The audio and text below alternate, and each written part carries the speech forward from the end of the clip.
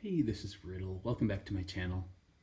Today is not going to be a topic about gardening or that stuff. Today's going to be a topic on life and suicide.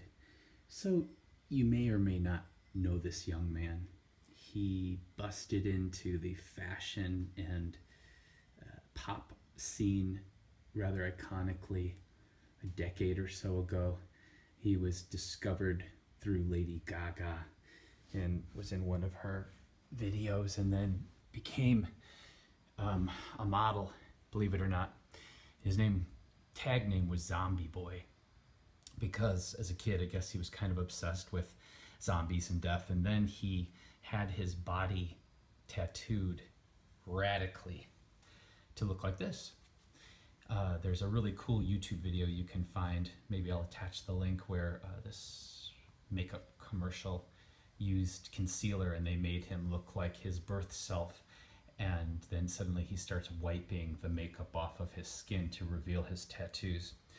Now, this print I have of him, and I'm sorry about the glare, but I'm having trouble avoiding that.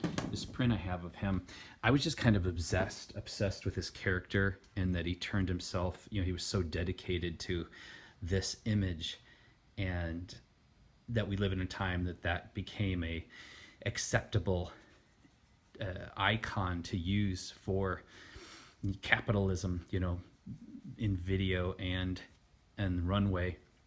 But the reason I particularly like this print was that you can see there's an apple on his head. So when you walk in my doorway and look upward, this is the first piece of artwork that greets you. It's a large print. And what it symbolized to me was that go ahead and take your best shot because I'm not afraid of death. Like William Tell, the goal is to hit the apple with the arrow, but you just never know if the apple may stray. So ironically, this young man has killed himself. He committed suicide yesterday, and it just really blows my mind.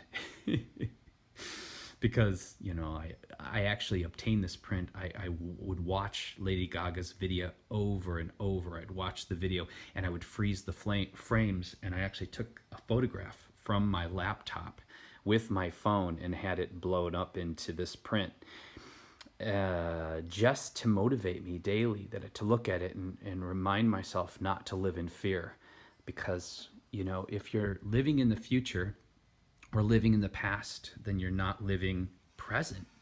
And present is the only thing that's real. With suicide, you're trapped in this malaise, and I suffered with suicide for years. I'm not suicide, but depression, and yeah, maybe I did border suicide sometimes actually. And what that is, it's an indicator often, not just that chemically you're off. Perhaps you're eating the wrong foods, perhaps you're doing drugs or something that is not right for your body, but it's also indicating that you're not living your genuine life. It's a feeling.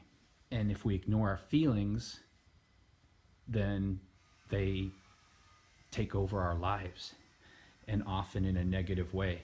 Now, Western medicine would hand you prescription drugs, which in a pinch or in severe cases to get you through something, perhaps, but to use it consistently to avoid changing your life for the better, probably not the best option because it's just a Band-Aid. But the most important thing I think to remember if you're feeling suicidal is the same advice I gave a dear friend of mine when he called me one night feeling rather tragic and drunk, and he told me, he just was never going to fall in love, and he was so alone, and he was just going to end it all. Woe's the pain, woe's the pain. So I made space for him and I listened to him.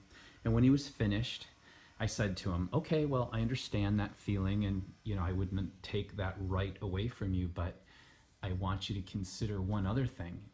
I want you to think back in your life at the worst thing that ever happened to you, and what do you remember of that today? And quite honestly, often the worst thing that's happened to us, or emotional things like this, are just a blink of an eye in our lifetime. And then I said to him, so as unimportant as that is, so will be these emotions. And you can end it today, but you'll just never know what is waiting for you tomorrow once you take control of your life. So he sobered up. He did not kill himself. And a week later, a couple days later, a week later, he met his wife and had 3 beautiful children and has been married over 20 years. So my advice to you, if you feel like today or even the last week have been so horrible that you just want to escape, it's not the answer. It's an ending, but it's not an answer. And you will just never know what incredible things or love or experiences could be waiting for you tomorrow or the next day or next week or next month. But you do have to participate in life to make those things happen. You do have to be brutally honest with yourself. You do have to reach out. In the game of healing, whether you're healing yourself physically or mentally, you have to be in the game. Being in the game means doing anything you can to heal yourself, to help yourself. So if it takes prescription drugs initially, then go to a doctor and get prescription drugs. My experience with prescription drugs were never good. For some reason, I have teenage brain chemistry, and they always made me suicidal rather than helping me. But for a lot of other people, Band-Aid is good. Go to a shaman.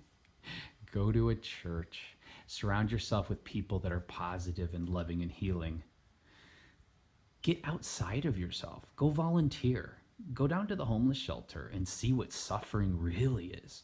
See what being out of control in your life and having no control actually is. And I don't mean to minimize your pain and say it's any worse, any easier, but in actuality, sometimes doing these comparisons and being grateful for what you have and seeing what you actually have and how empowered you actually are can help when you're in that shadowy place. And speaking of shadowy places, you may want to do something called shadow work. And shadow work is often where that deep origin of reoccurring pain, those reoccurring patterns come up in our lives. If you're in your 30s, 40s, 50s, and you have this reoccurring theme with bad relationships, bad decisions, dig deep, because it's pretty obvious, came from mom and dad or somewhere back in your childhood.